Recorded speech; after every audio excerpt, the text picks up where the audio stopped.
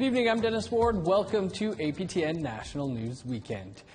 APTN National News has learned that a former Mountie who moderated a private Facebook group that contained racist comments was also the RCMP's lead intelligence analyst. He wrote reports about Indigenous land protectors and water protectors, characterizing them as violent extremists. Angel Moore brings us that story. RCMP's lead criminal intelligence analyst was Timothy O'Neill and the administrator of a private Facebook group called RCMP Mates, with over 12,000 members of current and retired Mounties talking about Indigenous people. Here are some of the comments posted by the members. They're out there procreating faster than smart people. Terrorists should be shot. This goes way beyond reasonable protest. It's so funny. They still call them protesters. They are domestic terrorists.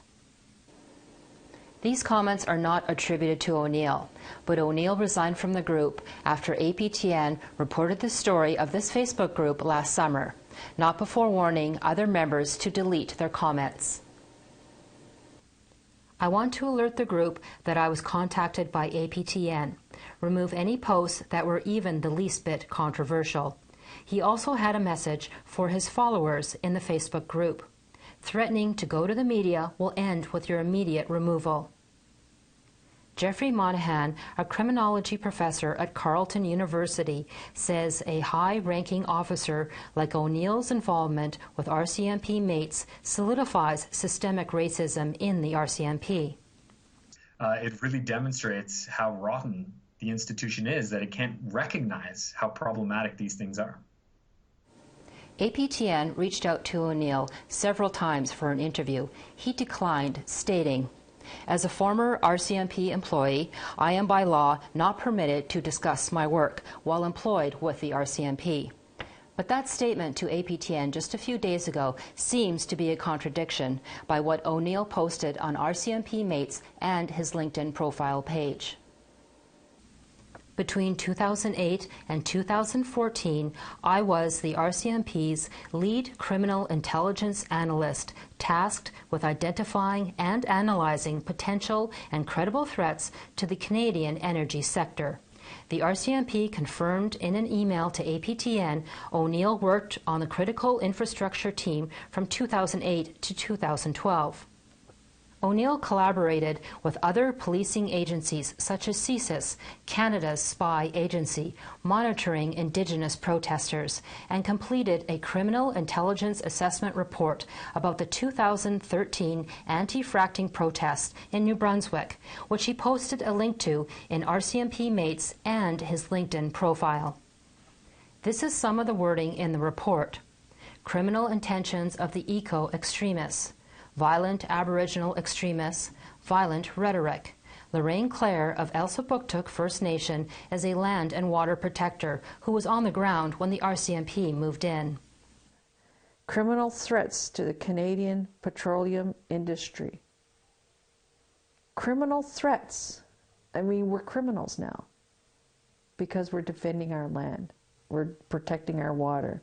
We're, defending our, children's and grandchildren's inherent right.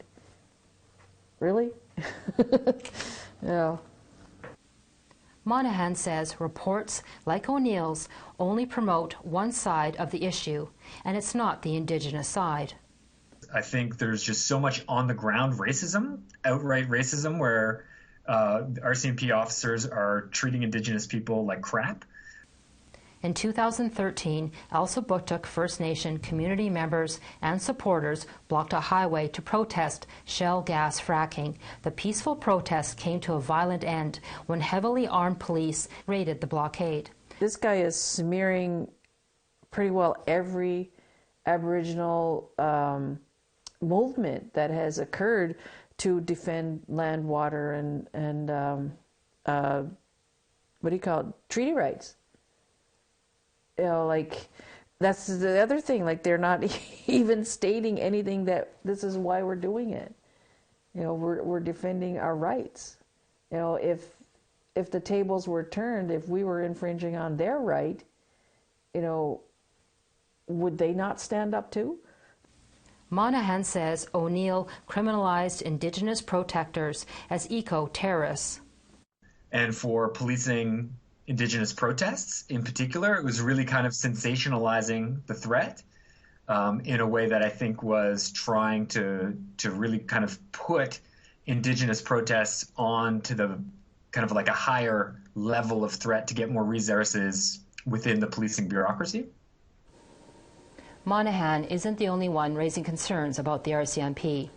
A recent report by former Supreme Court Justice Mikhail Bastarash found the culture at the RCMP to be toxic and tolerates misogyny, homophobia, and racism. Angel Moore, APTN National News, Tubuktuk, Halifax. A mother in British Columbia says her daughter was recently given a school assignment that is causing outrage and shock among the Indigenous community. Tina House has that story. 5 positive things about residential schools. Can you name 5 positive things about Nazis and the concentration camps? Can you name 5 positive things about slavery? This is not okay. Krista McInnes posted that video to TikTok after her daughter brought home this school assignment. When she told me we're supposed to write down 5 positive stories or facts about residential schools, I was baffled. I thought maybe she read it wrong. Like, this can't be real. So my immediate reaction was I just kind of snatched the paper out of her hands. And then when I saw it with my own eyes, I began to uncontrollably shake. The school district in Abbotsford told McInnes the assignment was not approved by the board, but the teacher used their own discretion to hand it out to the 6th grade class at William A. Fraser Middle School. Angela White works with the Indian Residential School Survivor Society. I think what is really required from this school now at this point is to not just have that brushing it off like it was a mistake, that they really do need to extend a hand to go through some ceremony with the local First Nations, with the family, with local First Nation organizations, and make a true apology. Krista, who's Cree and Ojibwe, originally from Winnipeg, says the legacy of residential schools still exists today, and none of it is positive. This was an invasion of culture. This was an invasion in its entirety. It was an invasion. It was a stripping of human rights. It was a stripping of culture. We've lost languages that will never be spoken again. Angela asked a few survivors of what they thought of the school assignment. The one survivor, she began crying the moment that I started speaking with her, and you can hear the emotion in her voice saying, I have no good memories. I have to still apologize to my children for the way that I and my husband behaved. I then talked to another survivor, and all he said to me is, the only good thing I can think of is if we burned it down. There are no good memories when it comes to Indian residential school. As for Krista, the whole experience has been difficult on her and her family. An elder, Sadie McPhee, has come to do a brushing off ceremony to help her heal. The school superintendent has apologized, but Krista wants to see action rather than just words. Tina House, APTN National News, Abbotsford. Manitoba Senator Maurice Sinclair is ending his political career after he's announced his resignation from the Senate. Senator Sinclair has worn many hats in his career, from being the first Indigenous person appointed a judge in Manitoba to more recently as chair of the Truth and Reconciliation Commission. Sinclair wants to spend more time writing his memoir and says he never wanted to be a senator for more than 5 years. He leaves the position on January 31st. All questions necessary. And I think we're all looking forward to that memoir. We've got to step aside now for a quick break, but stick around. There's more to come.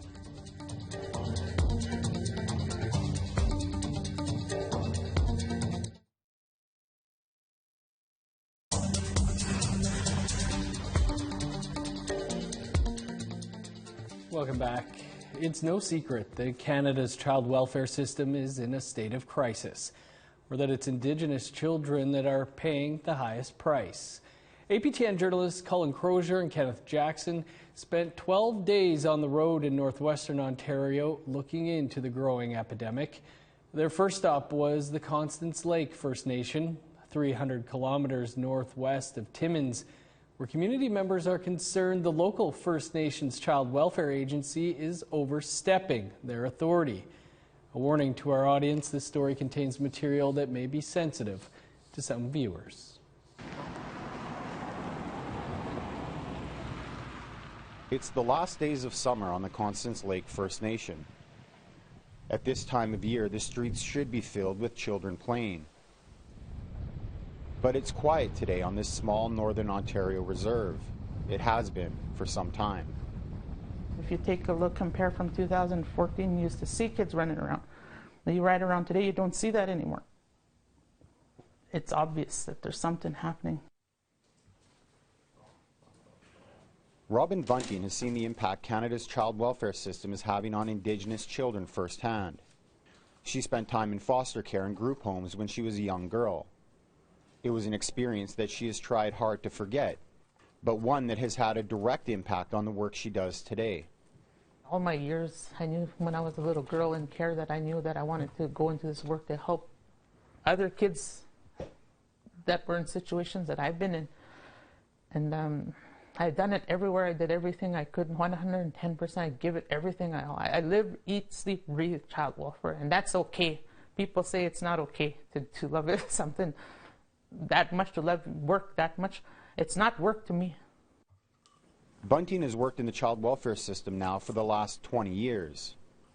Today she serves as a band representative for her home community of Constance Lake, where she advocates for children in care and helps families navigate the system. People come to leadership, families, moms and dads and cookums come to leadership and say, they took my kids. I need help. Who can help me? And then at the time we didn't have a band rep program. We didn't have anyone in our office really to help people like us. So we created this over the years. I would say 2014 or 14 is when we identified the need for it. Canada's underfunding of First Nations child welfare is well known, but it's not only the federal government that's failing Indigenous children. First Nations child welfare agencies are assuming more and more responsibility each year.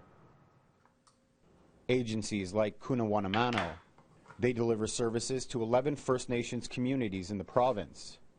And according to Bunting, they are repeating the same mistakes.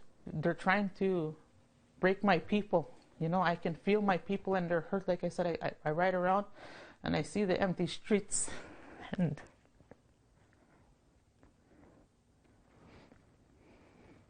they're hurting them.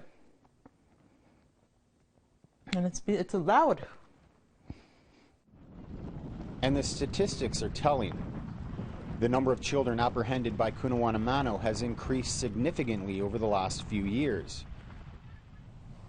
According to Bunting, who is her band's child welfare representative, in 2016 there were only 2 apprehensions. The next year there were 4. As of today, Cunawanamano has 37 apprehensions that are before the courts. There has to be a system developed where we can address all the things that need to be addressed, such as the mental health, the addictions, the family support, and to support families in situations like this, even in child welfare. Chief Richard Allen has seen the impact Cunawanamano is having on his community. He still remembers the original vision for the agency and has his own opinions of where they went wrong. With Cuno, when we were a partner, we thought that we were creating something new and unique. But at the end of the day, from my perspective, they don't care, right? They don't care about our children, our family's well-being, the mental health of the First Nation. It's about what's coming in my pocket to sustain me, to sustain Cunawanamano. They're not really pushing the agenda to say, how could I help? Allen says the system as it's operating today is failing his people. And they don't want to recognize what our systems are. They believe their systems are more superior than what our systems that we have to abide by because they say so. Why should we follow a system that we know is already failing? It's a failing system, this child welfare system. APTN reached out to Cunawanamano for comment. We asked them to help explain the increase in child apprehensions on the Constance Lake First Nation and what steps they are taking to rebuild their strained relationship within the community. They haven't answered our questions. I'm a good person and I don't believe in intimidating anybody, but I'm not going to stop when I know that children at home are suffering. I'm going to do everything I could to help those kids, and that's what I try to do. I speak for them. The children that cannot speak, I speak for them. Coming up tomorrow night on APTN National News, a family tragedy on Constance Lake. Now it's just like my world is ripped apart, you know, and I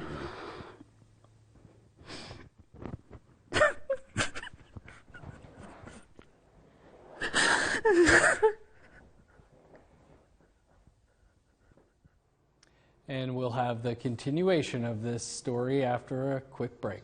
Stay with us.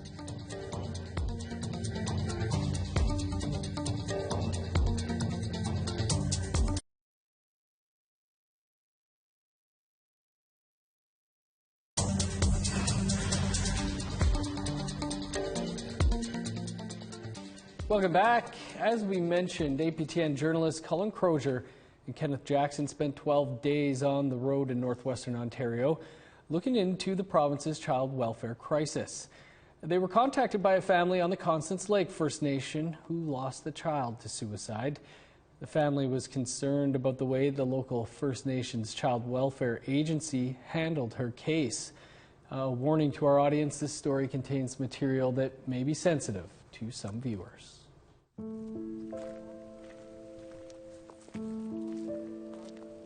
Carrielynn is not just a number. She was my niece, and I don't know if I'm ready to let her go yet. They failed me, they failed my daughter. They didn't look at her as a child.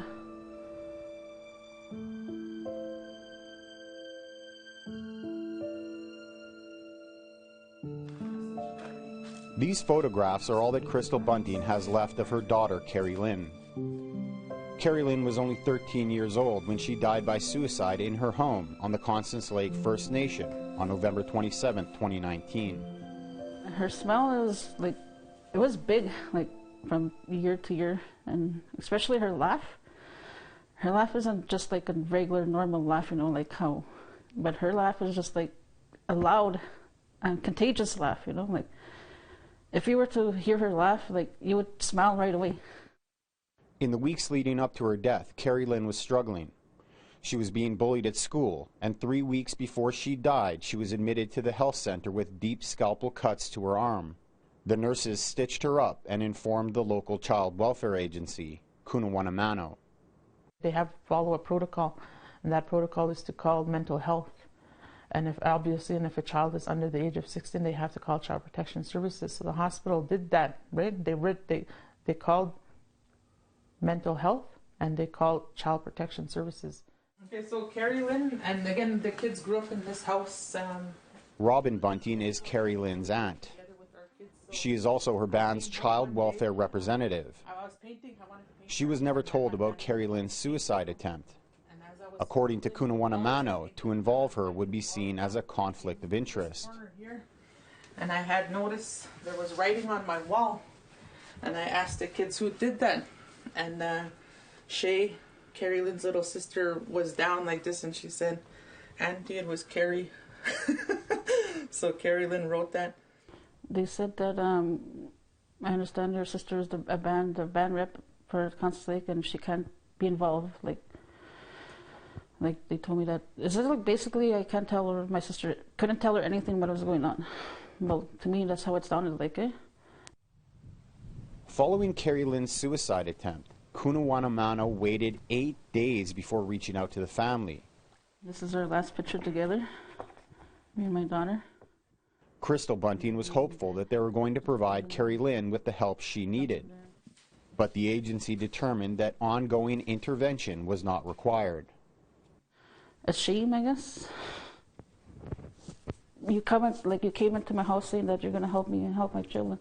And then, like, I got ashamed because I allowed these people inside my house. I thought I was going to trust them.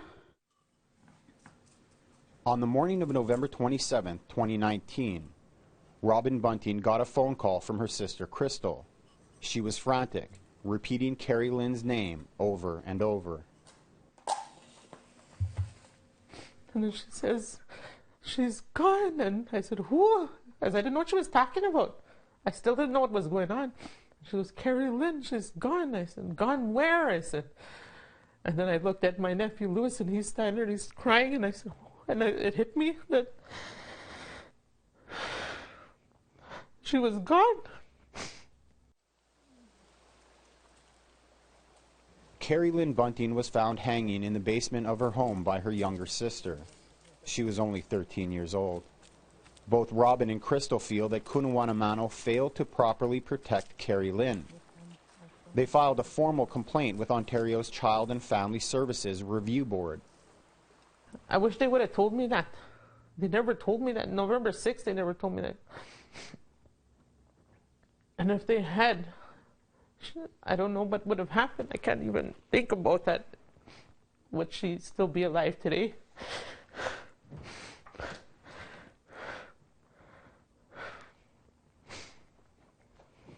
I think she would be. APTN reached out to Cunuwanamano Child and Family Services for comment. They couldn't speak to us regarding specific cases. But in their response to the formal complaint, the agency repeatedly denied any responsibility for the death of Carrielynn. I need to tell people, you know, like how it is now. But now it's just like my world is ripped apart, you know, and I.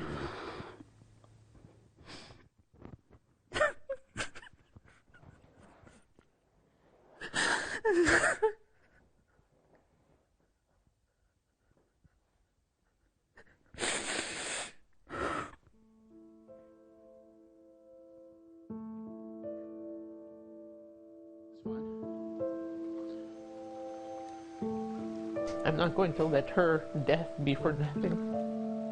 Because Carrielynn was not nothing. She died to help other kids, to help all the other kids out there. I'm not going to stand by and let it happen to another kid. Quite a story, and for more, you can catch Robin Bunting on Face to Face this coming week. That is all the time we have for your APTN National News Weekend. For news anytime, visit our website, aptnnews.ca. I'm Dennis Ward. Thanks for tuning in. Enjoy the rest of your weekend.